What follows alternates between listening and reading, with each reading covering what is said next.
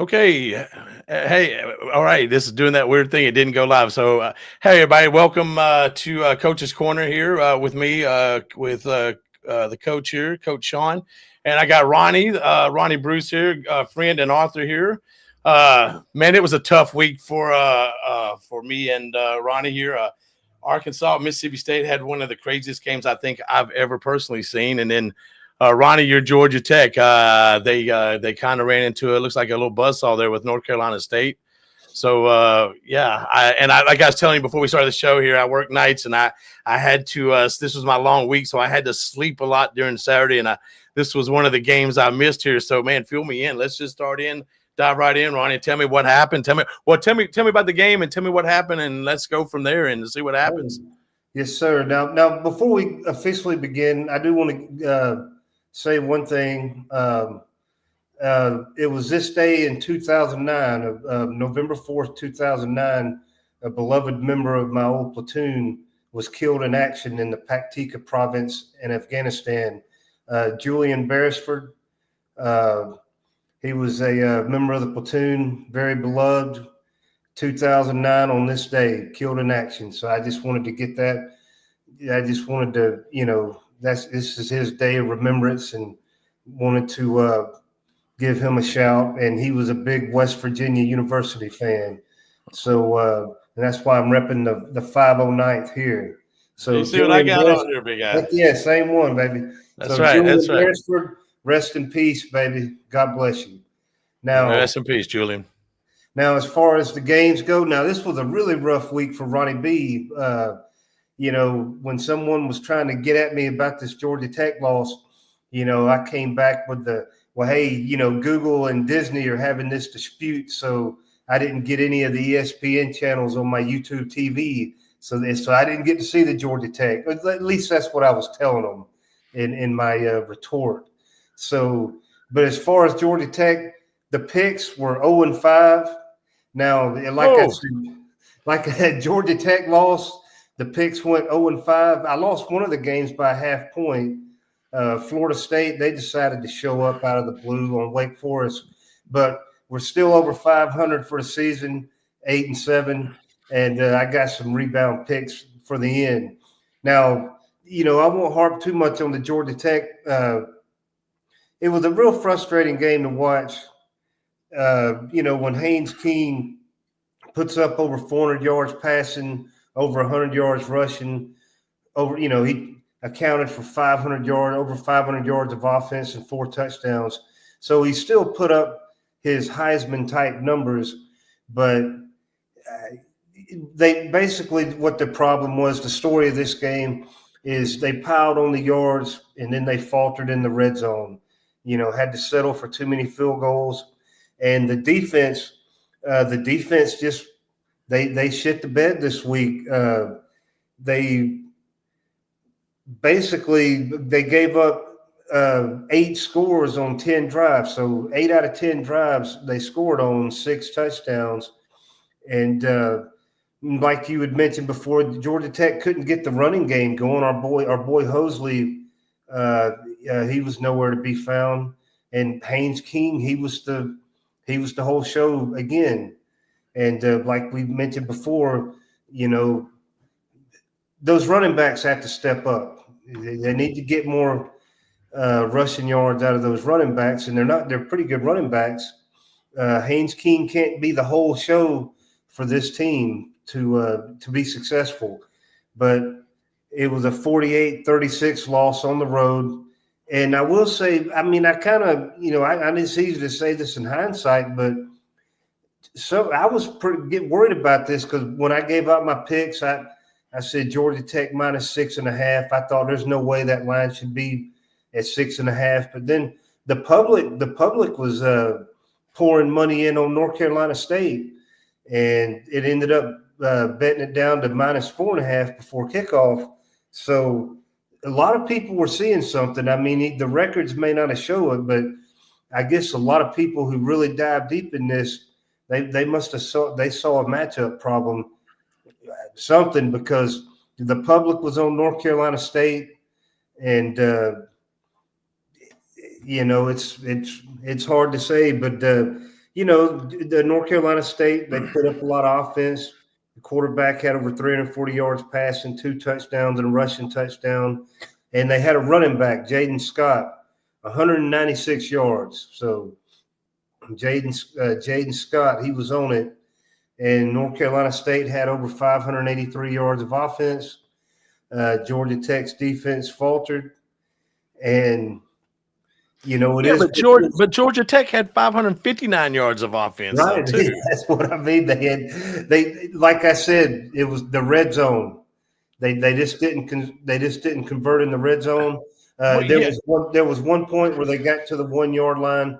They're going for it on 4th and 1, and they get the old false start. So, penalties,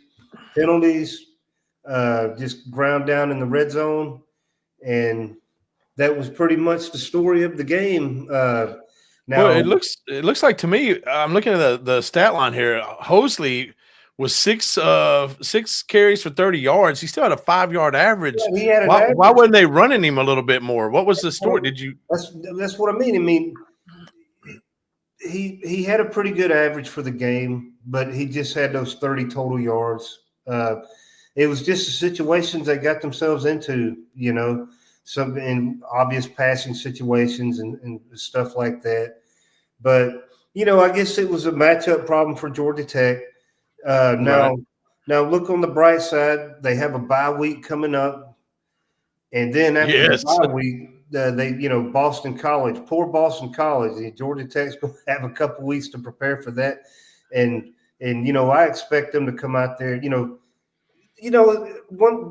they're not going to be perfect. Georgia Tech is not going to have a perfect season. And, there's not many teams out there that are going to do that. So, they need to brush it off, get back on track, use the bye week, get healthy. Maybe the coach ought to get into training camp mode, hammer them a little bit in practice, get them focused because they're not out of it yet. They still control their own destiny. Absolutely. They still control their own destiny. Handle Boston College. Then they'll have Pitt, which is a tougher ACC team. Then they'll have that big game versus Georgia inside the Benz and take care of business, and they'll find themselves in the playoff. But sometimes you just need to get smacked in the mouth, have a good ass kicking to wake you up. Sometimes, sometimes I guess some of these team like Georgia Tech, sometimes they think their shit don't stink. So sometimes it's good to be knocked down to reality to where, hey, you're Georgia Tech. You're not the most blue blood team in the world. You got to give 100% effort every Saturday. You can't sleep. You're not Ohio State where you just sleepwalk through a game and come out on top. You have to be full on 100% effort. And I think that Brent Key, head coach, will give them that message. And I'm not in panic mode. I'm not worried about it. It was a frustrating road loss. Somehow the Vegas types figured it was a bad matchup, and it showed to be. The offense was clicking. They just couldn't finish, and the defense is going to have to tighten up. But go ahead. I'm sorry. Go ahead. Oh, no, but no. So, maybe it'd be a good wake-up call. This might, by when it's all said and done, this might be exactly what they needed at this point in the season to get them back and focused. And hey, you're Georgia Tech, and I trust that Coach Brent Key I think that he'll reel them back in. Now, now Haynes King, numbers wise, put on a Heisman show, but as far as his Heisman Trophy candidacy, losing that game, it's going to take a big hit because it's going to be hard to overcome. Like Julian Sayin and Fernando Mendoza, those two quarterbacks.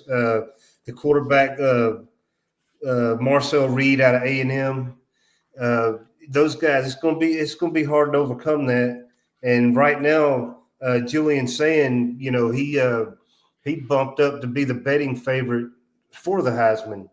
But I would say if it ends up being Sayin and Mendoza in that Big Ten championship game, that'll have a lot to say for that. But Right. Georgia Tech, you're not out of it.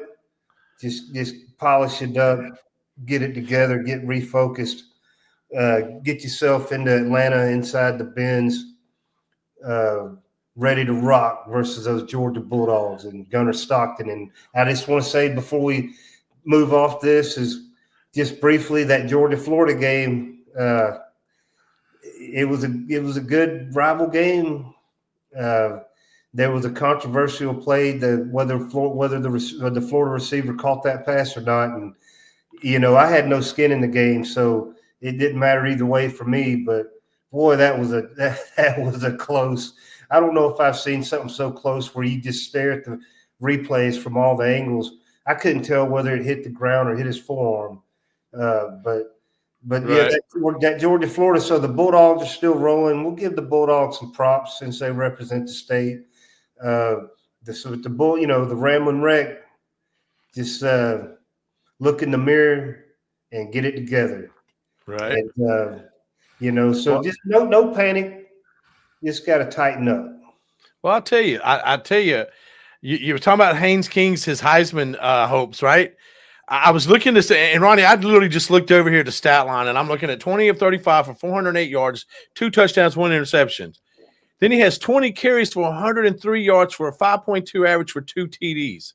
Right, and then so that means he accounted for 4 TDs. He accounted for 511 of your 590 yards. He had a hand in right there. Right. There's not a Heisman hopeful on that list that you just said that put that performance in Saturday. That last Saturday of their offense. And that one interception was like a end of the game desperation heave. Right. Those types. But oh no, he put on the Heisman performance, but right. A lot of these voters, they're going to look Georgia Tech lost, and it's going to knock him down a little bit. But he can put up some video game type stuff versus Boston College, right? And then if he get that Friday again, Friday all eyes in the bins versus Georgia, if he just does something special in that game, he could really help himself. And then I believe the Heisman is given out after the conference championship games, if I'm not mistaken, right? Like they'll play these conference championship games, or either it's given out that weekend, or I believe so. I believe you're right. I believe I have to. Yeah, it's pretty close on the timeline. Yeah, I'm pretty ashamed I don't know that answer. It's right. It's right after that Army Navy game. That week after, or something like that. Yeah. So because I didn't know if the conference championship game got in there before the vote or not. But I think it's pretty tight. Like you said, it's after that Army Navy. But as far as his numbers, they look good. But if you were talking. Go ahead. But if Saying goes undefeated, it'll be hard to Ohio State. It'll be tough to deny. But there's still a long way to go. There's a long way to go for these guys. There ain't no Heisman being handed out next week. So there's plenty of meat on that bone. But unless you got any final thoughts about what you saw, it did, like you said, Haynes King was a high percentage of that offense. And we've been saying this week after week since we've been doing this, and this is my final thought on it. I love Haynes King. He's the man, but the load has to be shared. He cannot do it all. They got to get Hosley involved, Jamal King. They got to get those running backs involved in the running game. Well, especially when you got Malachi Hosley sitting over there he's only got 6 carries and he's got 30 yards, but he's still got a 5-yard average. You need to utilize the guy, but I didn't see the game. I don't know. Maybe did they take the inside zone? They were playing from behind, Right. And but yeah, they just have to establish that early. Or Hosley, Hosley caught your attention with those spin moves and those runs. He can hit the hole. And if they just need to get those guys going early, get in, early. That way they're not playing from behind. But it's one hiccup. It's not a perfect season. Right. There's a lot of parity in college football, man. It's hard to tell Ain't what that these right? kids are going to do from week to week. I mean, you see how Mississippi State played Texas, and then the Yeah. Arkansas, like we talked about. Right. It's Yeah. crazy what can happen from week to week. Yeah. It's like almost like the NFL now. Yeah, it's getting crazy. You know, like you said, I vaguely saw the game that the catch the controversy Yeah, of the Florida Georgia, and you said I don't know if I've seen anything that close. Well, Arkansas Mississippi State they upheld let it. it roll, baby. Let's hear about this Arkansas. Well, they let a catch stand that should have stood, in my opinion, that Mississippi State caught. It was one of those calls. Had they called it incomplete, I would have understood it being called staying incomplete, or vice, because you had to have conclusive evidence.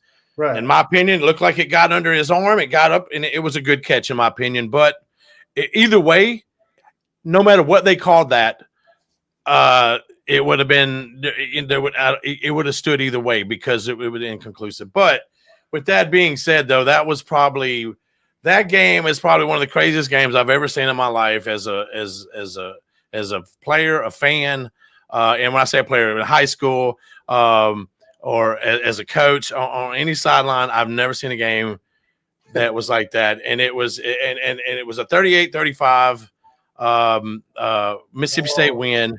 And I give credit to Mississippi State. I will do that. I will say that. But Arkansas, it's another thing where we outgained the other team. That seems to be the story of the season. Yeah, it's one of those things. We had 433 yards. They hit to their 388 yards. But in Arkansas, it was one of those games where they were matched up. Arkansas was just about as good as Mississippi State. Mississippi State was about as good as Arkansas. They're not going to be the two best teams in the SEC, but they competed. And every time I looked up, I'd always want to go, gosh, dog, Arkansas did this, but no. It was really one of the times where in the first half of the game, Arkansas was penalized 4 times. The rest of those penalties, Arkansas was penalized for 193 yards, and it cost them 14 points. Penalties, I mean, that's crazy. Yeah, 18 times for 193 yards. We broke both the single game for most penalties and most penalty yards for our club here. In 15 of those penalties, 158 of those penalties were after halftime. Listen, some of those penalties I saw were warranted, absolutely warranted. Then some of them I was just like, what in the hell?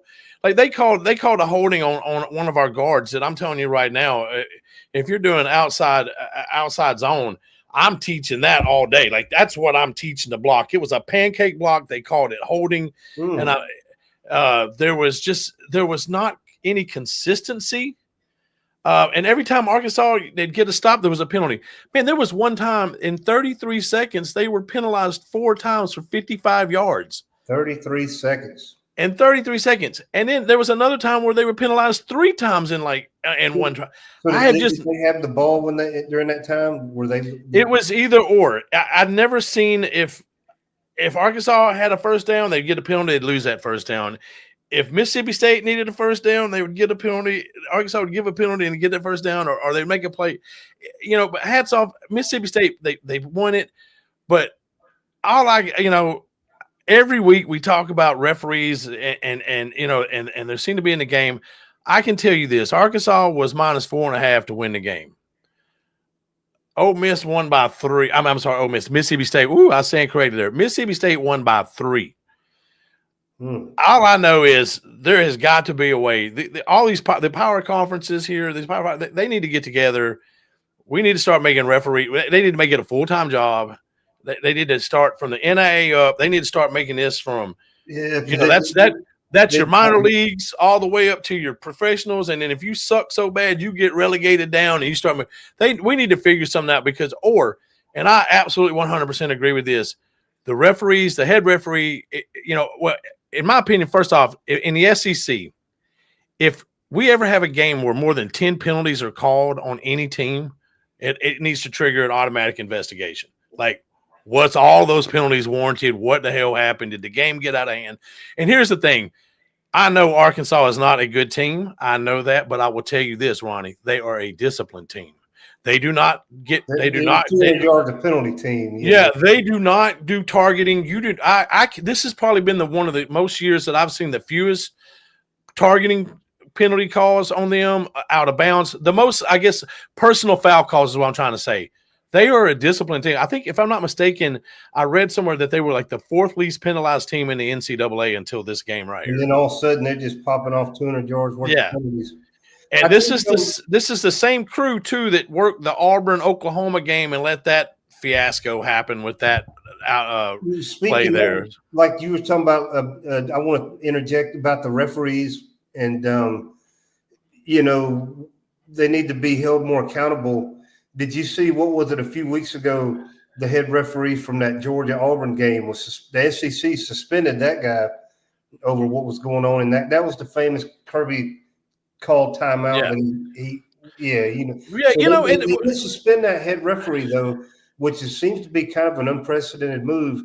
But you're right though, man. If a team is known to be a normally disciplined team, and then all of a sudden 200 yards worth of penalties in one game, that's and then they only lost by 3 points. Yeah, I mean, that's a difference maker. Oh, that's a huge difference maker. When you say your Arkansas team, when you say they're not a good team, I mean, it seems like they're in every game. I mean, they're in that A&M game. Offensively, they are an elite team. Defensively, woo, weird. Wow. Wow. That's all I can tell you. Wow. If we I say this, and I say this, and I can say this honestly, if they just had an average team, they'd be a top 10 team right now, just because of their defense. They do score. Yes. Their offense can score. But I've never been one of those guys. I do not. I've seen over the years the consistency of college football, the calling of the games. It is not what it used to be. I know there's a shortage of refs, but man, this is a big time business. Like, and what I can't understand, after 18 penalties in a game, and Vegas said that Arkansas was favored by 4.5, but they lost by 3. 18 penalties.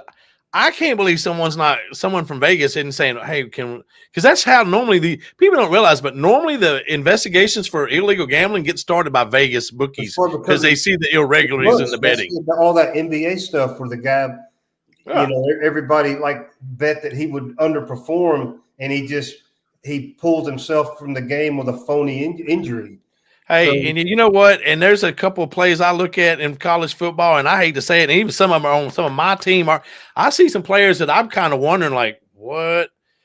Because, hey, some of these players, if they don't get what they think they're making, there sure is a whole hell of a lot easier way to make money out there to do it. And I'm saying, and if you don't, some of these kids have never made money in their life, and this – I mean, look at some of the NBA players making millions or throwing their career away because, violating the integrity of the game. Right. I mean, and that's easy. You get caught up in a gambling schedule or a gambling scandal, you can kiss it goodbye. That's how you get blackballed. But the leagues was kind of used to the Vegas people were like expelled. They weren't allowed to be around. Now it's ESPN. Oh, absolutely. I mean, they've got all the Vegas people intertwined with the leagues and stuff. Well, there used to be a reason why professional teams were not allowed to go to Vegas. They were not allowed because they were that close to the gambling entities there. Yeah. But I've never been one. It was one of those SEC teams. They hadn't won an SEC game. That streak had to end. Mississippi State. Hats off to them. I don't like Arkansas had the bye. They have a bye, and then they have you know what? And here's what I'm going to tell you something here about that. So with that being said, Arkansas lost 38-35 at home. It wasn't 18 penalties for 193 yards. I just that one was a little bit hard to swallow because honestly, on this game, every time I looked up, when they made a stop, but then there was a penalty. When they were making their drive and they got the first down, there was a penalty. I can honestly say that, like, I was like, okay, it was just really like, damn. But they do have the bye, and their LSU's coming up next. 11:45 game down at Tiger Stadium. LSU should mop the floor with us, but I'm going to tell you right now, LSU and Arkansas is one of those games. Rival game. You can tend to throw the rankings out, but I will tell you this, and LSU fans, look it up, go back historically. Anytime we ever catch LSU after an Alabama game, yeah, that's right. They got Alabama. Dude, they get normally beat up, and normally they know they've lost all hope. They can't make it. And Arkansas will come in and usually pull something out. And I'm just saying, Arkansas might make that game a little bit more interesting than it should be, right there, big guy. Arkansas's got the bye. They got 2 weeks to prepare. That's right. LSU has to go to Alabama. So maybe Alabama can take a little steam out of them, you know. That's right. That's right. And, hey, it's happened before, so we see what happens. But, we got to see, hopefully, that was one thing of the last play of the game. There was some really crazy penalties on that last play of the game. There was stuff that were called that wasn't called. Our quarterback, Taylor Green, last play of the game, was thrown to the ground, got hurt, twisted in a real way. So not even sure if he's going to be able to start for LSU. So we'll see. But anyway, that might be one of the things there. So any gamblers, check and see if Taylor Green availability for that game next week. So not this week, but the week for his availability for next week. So anyway, other than that, man, we do have the bye week, and God, it can't get here fast enough. And thank God it's basketball season for Arkansas. We got that. So, but with that being said, too, Arkansas's got a coaching search along with 3 other teams in the SEC. And here, let's get into a little coaching talk, Ronnie, and let's go from there and see what you think about it. Well, obviously, I'm going to be a little worried about Brent Key, but I do believe he gives Georgia Tech a little bit of the nod since that's his alma mater. Right. Hopefully their agents and the athletic director, hopefully they're talking because Brent Key's name will come up. But as far as the dark horse, Jerry Mack, Kennesaw State, I imagine he's somebody that may level up, and maybe not to a primo, not to the jobs that are available now, but let's say the coach leaves Vanderbilt to take one of those jobs, then he might slide into a job that somebody leaves. But just a quick word about Jerry Mack, Kennesaw State last year, their first year in FBS, they were 2-10 with a 2-6 conference record in Conference USA. And this year, Jerry Mack's first year, they're 6-2. Their losses are to Wake Forest and Indiana. And they're 4-0 in Conference USA, already bowl eligible. The first year that they're eligible to play in a bowl game, they're bowl eligible, being a brand new FBS team. And so I believe Jerry Mack, he'll be getting some phone calls. He's got NFL experience. He was with the Jacksonville Jaguars last season.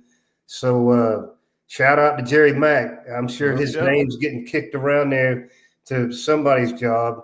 Of course, Lane Kiffin, Florida and LSU, or either stay with me and you. I think came to consensus last week that, hey, if Ole Miss can at least give you close to what you would get, that's a place where you can build your own legacy instead of going and being on the hot seat if you have one bad year at LSU or Florida. So Auburn's in the game. It's your Arkansas. So go ahead and give me some names of what you think is going to around in this coaching cast. Well, the first thing for me, the 4 openings right now in the SEC: LSU, Florida, right, and let's see, we got Florida, Auburn, and then, of course, Arkansas, right? That's your deals. So now I broke this down. So let's just start with LSU first, because everybody's going to say that's a primo job. So, here's the crazy part of this. So former coach Brian Kelly, he's got a buyout of $53 million. So LSU's got to pay that. They got to pay that. And, them boys from down on the bayou I worked down on the bayou. I did. I used to work offshore on the bayou, and I'm telling you, you get down on the bayou down there on Terrebonne or Lafourche, or get down there, cut off La Rose. Them boys, I'm telling you, they're serious, because when Landry got up, when that governor got up, and when they asked him about Scott Woodward, the AD, got involved in that. Yeah. Oh, he's like, he ain't nowhere involved. We got on. So all the boys from down south Louisiana, everybody, there's some money going to be spent on this one, and LSU don't care. So so they don't currently have a university president. So Governor Landry can be involved a pretty good bit if he wants to be. But like, the thing that caught me though was the $53 million buyout. So first off, they're paying Brian Kelly. So Lane Kiffin, let's just say Lane Kiffin is number one on their list, just if it is. Yeah, you do think he's probably their number one phone call, right? Lane Kiffin. Okay. Yeah. So Lane Kiffin, as of right now, has a buyout of $33.6 million. So they'd have to And if they wait till December the 8th, and Lane Kiffin ain't gonna leave till after the season's over, it goes up to $44 million.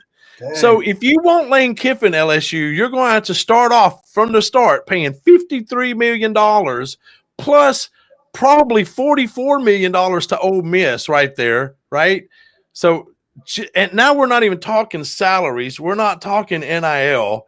So, that's a lot of money. Yeah. So how bad you want him? I mean, that's the thing. Is he a great coach? Hell yeah, he's a great coach. But also, too, does Lane want that? Well, see, does he really want that? He knows what Lane wants. So that's what'll be interesting is what does Lane want? I almost think Florida might have a better shot at him than LSU. But we'll get to Florida in a minute because I found something interesting out doing some hurting and searching that, man, I'm telling you, I'm kind of impressed. And don't be surprised if Florida is the one that's going to make a coaching hire that's just going to knock it out. And I'll tell you why here in this shortly. So what I'm hearing, what I'm seeing, Lane Kiffin is there one. John Summerall. Now, John Summerall, I think, and I know the guys off of Sweet Tea in the SEC, they both agree that John Summerall should go to Auburn, and I absolutely 100% agree with them, but for a different reason.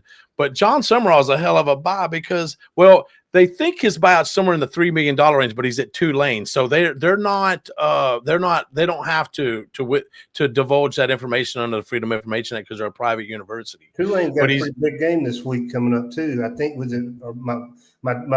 Memphis, I believe. Memphis. Okay. Yeah, that'd be Ryan. That's another hot coach name up there at Memphis, right there. Yeah, because he does some winning, and So Summerall's that, but then on some of your boards there at LSU, Brent Key, Georgia Tech. So and this is why I talked to you earlier today. I said, boy, Georgia Tech better lock his ass up because he's got one. His buyout's $4 million, and then it decreases to $3 million January 1st. Oh, that's a pocket change for the LSU. Oh, yeah. They got Boudreaux down there in a P-row holding that money. I was listening to Joel Klatt, when he was talking about the kind of money they had. I was surprised at how much money they have at LSU. He said they have more money than Alabama and a lot of programs. So, but like you said, there's a lot of buying out that. Yeah, especially Kiffin, that's what $50 million in buyouts just to get these guys. I mean, well, you're paying $53 just to Kelly, and then if you want Lane Kiffin after December 8th, it's $44 million, right? Bro, whoa. Yeah, that's $97 million you're paying right there before you pay your coach and your NIL. Insane, yeah, that's crazy. Now, I did hear too some things here. So Kelvin Shepard, the defensive coordinator for Detroit Lions, also played linebacker for LSU from 2006 to 2010. I hear his name's gaining a little traction. There are people interested in him because he's doing well with that defense. Yeah, he is. Yeah, he is. That's a good an alum. Anytime you can get the alum of the school in there. Like Harbaugh with Michigan, Brent Key at Georgia Tech, Kirby Smart at Georgia. Right. That means something to those guys. And right. in NFL, because like you said, they may not be able to get pay $90 million just to give Lane Kiffin a shot when you got a defensive coordinator doing some good stuff in the NFL. You just said $97 million to give Lane Kiffin a shot. And my next guy, somebody's gonna make a pass at Kenny Dillingham.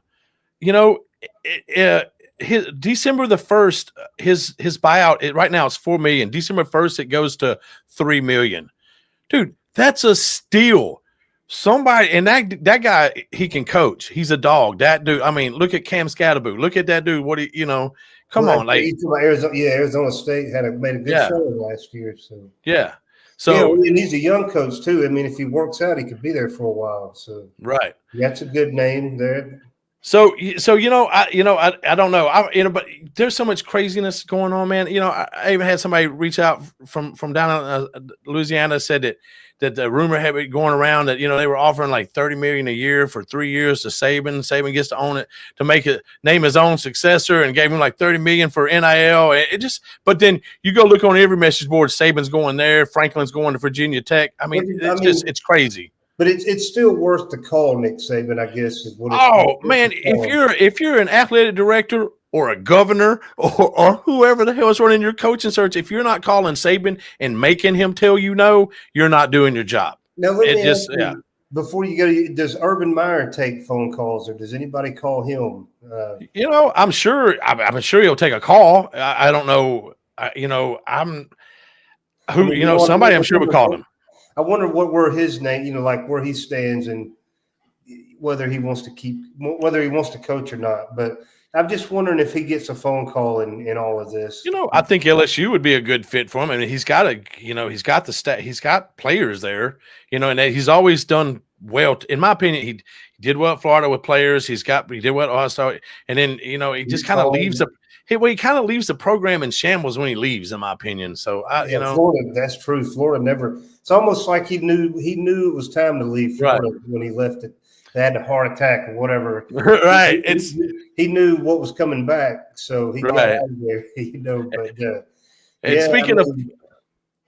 speaking of Florida, man, you led me right into that. So former coach Billy Napier got let go. So here we go with this one. All right, so what are you thinking about Florida? So Florida. Before they even start the damn game, they got to pay Billy Napier $27.7 million in buyout money. Jeez, they got to pay that guy $27 million? Yeah, baby. Oh, yeah. They got to pay that. They got to pay that guy $27 million, right? Now, according to their pick, their lead is Kiffin, right? Right. That's his buyout's 36.6, or Eli Drinkowitz, 28.8 million, and he just extended his offset, so his deal was worth 46.5 million at Missouri. So his buyout's 28, and then you got Jeff Brom from Louisville, who's got a $33.6 million buyout there. But I found something interesting with Florida that makes me go, wow, hold up. Florida might hit the lottery here. So also, when I was doing this searching and looking, I was doing, buyouts. And then I was also like, hey, who's in charge of the coaching searches and stuff? Because, like Governor Landry, he made it damn clear, go Tigers. It's me, only me. Woodard's going, all that crap. But Scott Strickland was like, I'm in charge, but then also turnkey ZRG, search consultant. I'm like, who the hell are these people? Well, led by a guy named Chad Chatlos. They're intercollegiate athletic. They played a major role, and hear me out on it, with Texas hiring Steve Sarkisian, South Carolina hiring Shane Beamer, and get this one. They also helped Indiana pick Kurt Cignetti ahead of the 24 season, right? Now, what have they done for Florida? They just helped Florida hire Todd Golden, who just won a national championship with their basketball there. So I'm like, this turnkey ZRG search consultant, they're the real deal. So I'm sitting over here going, Florida got serious, folks. Y'all just don't know it. So they must have a bunch of analytical nerds that are,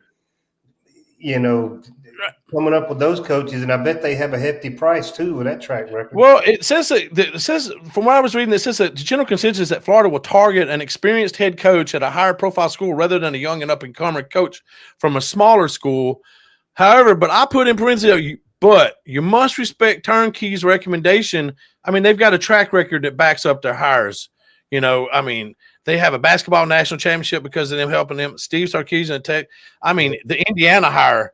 Oh my God, them guys! I would ride the coattail of that forever because they looking like geniuses with that, dude. Oh, for sure. So So yeah, but also though the ones that they're looking at, every one of those coaches' teams are in contention for the playoffs. So those coaches aren't going to talk to them until after the playoffs. You know, gotta wait. Yeah, you gotta wait. So, but I think that's going to give this search group, this consulting group, I think they're going to have this thing vetted. They might just find that next Kirk Cignetti you don't know about, right? Florida did that because they've just had bad hires ever since Urban Meyer. So absolutely, absolutely. Now, with that being said, because I do some digging and I found some I got little interesting candidates. Interesting candidate for Florida. Kind of checks all the boxes, right? The old school, Florida fan, Jeb Fish, head coach, University of Washington. Comes find out he's interested in the UCLA job, but he did say that if offered to Florida, he would take that. Now, so there's a good it out there. So what he wants, that's what he wants. He graduated from Florida, right? And guess who he was a graduate assistant under? Who then head coach? Steve Spurrier. Oh, that's a good one. That's a good one, right? I'm like, oh, look here, look what Coach Pop's done found out over here. So I'm like, hey, that's interesting. But you know what? That's kind of like that turnkey. They may find that kind of guy, Steve Spurrier is still involved with Florida athletics, so he has a pretty good say in this. And so if he puts his stamp on that guy, of course, they got the consulting firm. That's a good. You just brought up. I'll be looking for that. I would say that's a very probable. Yeah, dude. That was something I had to dig for. Like that was kind of what the hell, And then I got to digging up, finding who they were all responsible for hiring. Hey, you know what? Good on Strickland. To say, hey, you know what? I know I'm the AD, but you know what? Let me see here because whether it don't matter if you're at UAB, it don't matter if you're at Florida right now or LSU trying to hire a coach. This coaching cycle is probably going to be the most important coaching cycle of your school's history right now. Just because, dude, I made a post on Twitter the other day, on X the other day. It was like when they fired the last coach they fired, I can't remember who it was, but I was just like, Jesus, or I think it might be Hugh Freeze. I was just like, my God, it's getting like Dr. Pepper fans feel around here, dude. Like it's unreal. The coach is just dropping out like fireflies here. Oh, yeah. But now going back to my guys on Sweet Tea in the SEC, they were talking about Auburn, and they were talking about that John Summerall from Tulane would be the perfect pick. I agree, but for a different reason. So we're going to go to Auburn now there, Mr. Ronnie. Their former coach was Hugh Freeze, as we all well know. His buyout is $15.8 million, okay? $15.8 million. Wait, there's more. So before they let go of Hugh Freeze, they let go of Brian Harrison, I guess how you say his name. They let go of Gus Malzahn. Sounds like you're about to say they're still paying those guys. Dude, they're paying their last three coaches. So for a total of and they're going to pay Freeze now. So all these buyouts total that they're paying right now is $52.5 million, which is almost as much as what LSU is paying Brian Kelly's buyout, right? So Auburn, before you even get a coach, that you have 50. What did I just say? Let me get over here. Yeah, you have $52.5 million of buyouts you need to close up first, right? So John Summerall comes with a little bit of probably about a $3 million buyout, and his wife is from Auburn, graduated from Auburn, 38-11 record. That's 776 win percentage there. Auburn, you need to realize you're Auburn and take what you got on the table here and run with it. Because, James Franklin getting paid $49 million, not the coach. Maybe you get him cheap, maybe. But does he want to put up with y'all's nonsense? I don't know, because you ran off three coaches before. Now you run, I don't know. But with James Franklin, does it make more sense? The rumor was he's going to Arkansas. Now it's Virginia Tech's the hot commodity. No one's mentioned it. What do you think? Better at Virginia Tech or better at Arkansas if he had a choice? Or does he want them? Or does he want the big lights again? Well, Virginia Tech, he'd be in the ACC. Arkansas, just like you said, they got some offense down there. They're losing close games. You got the Walmart money, and I mean, Arkansas can pay it, and they should outbid Virginia Tech. Virginia Tech's a smaller enrollment.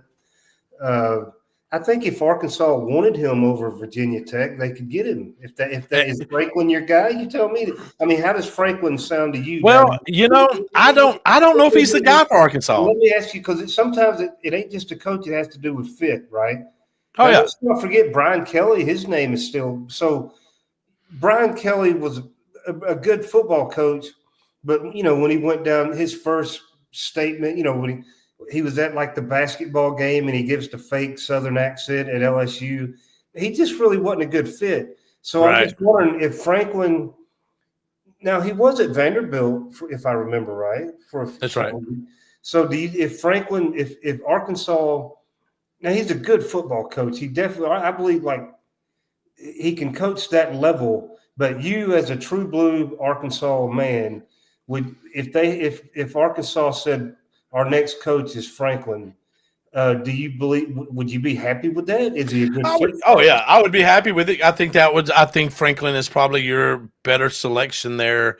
And what I mean by better selection is, I mean, he is proven. Like he was there, 11 years at Penn State. He's a proven winner. You know what you get. So he's been in you know what you get with him.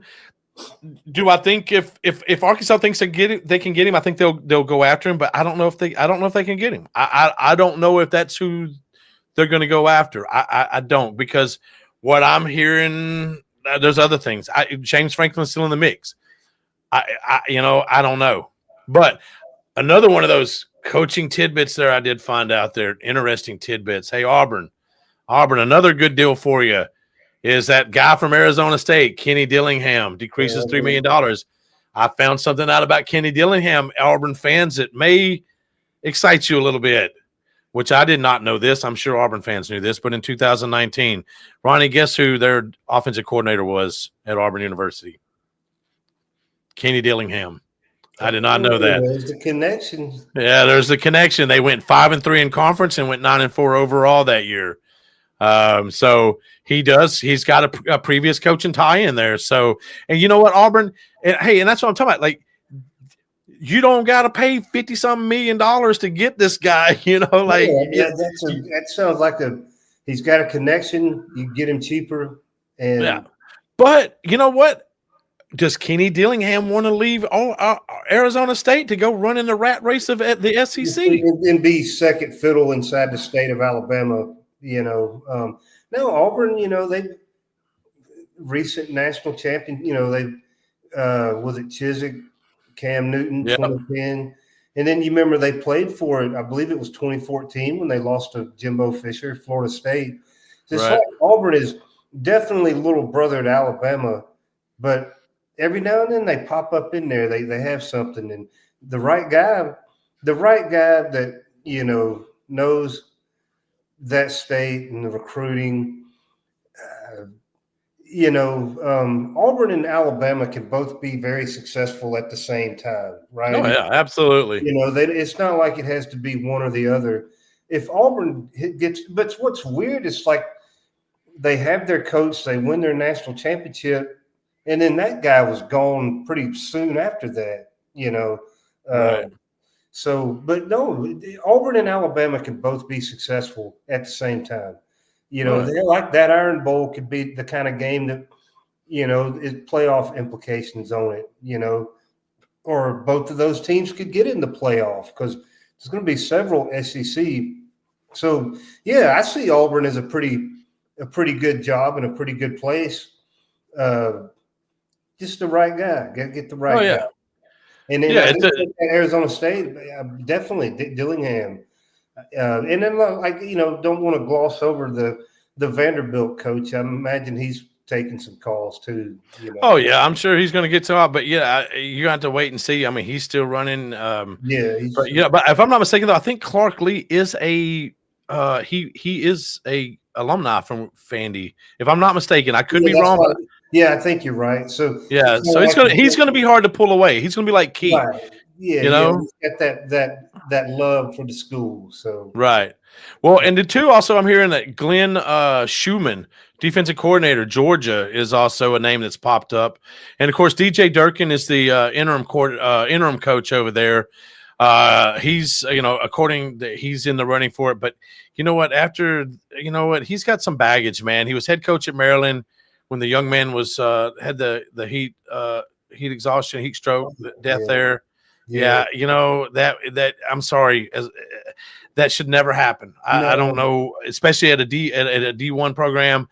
I don't know what happened there, but whatever it was, it should have never happened. I've seen it from junior high school, college. I don't know how that happens. It just So that's my opinion on DJ Durkin with that. So now we're going to move on to the Arkansas Razorbacks there, and their former coach was Sam Pittman. And he has a buyout of $7.7 million. So not bad. Yeah, not bad there. Speaking of $30, $40, $50 million buyouts, that's good. Yeah. And so according, the word on the street is Hunter Yurachek, the athletic director / vice chancellor, is making the call. But we all know the money with the people with the money holding the money are going to help make the calls on this.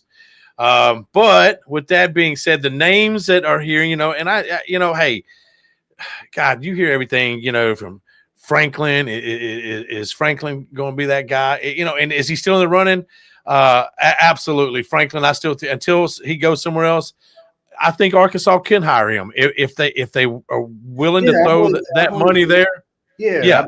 I mean, if it's down to Virginia Tech and them, they could outbid.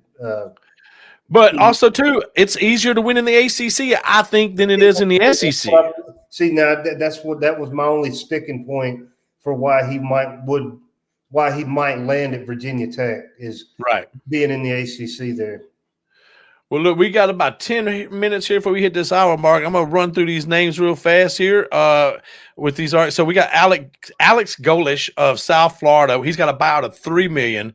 He's been 20-14 over the last 2.5 seasons at University of South Florida, and he took over a dumpster fire there. But they beat Florida. Yeah, and Boise State, if I'm not mistaken, both ranked. He's known for his explosive offenses and quarterback development. I believe he was the OC under Josh Heupel at Tennessee. If I'm not mistaken, it was Herndon Hooker was the quarterback at the time.